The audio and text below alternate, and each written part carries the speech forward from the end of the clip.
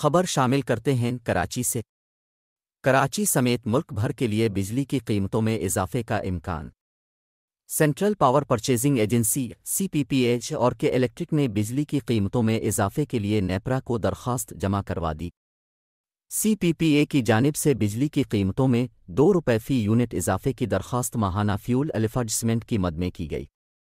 दरख्वास्त के मुताबिक अप्रैल के महीने में 9 अरब 73 करोड़ यूनिट बिजली पैदा हुई। बिजली की पैदावार पर 101 अरब रुपए लागत आई।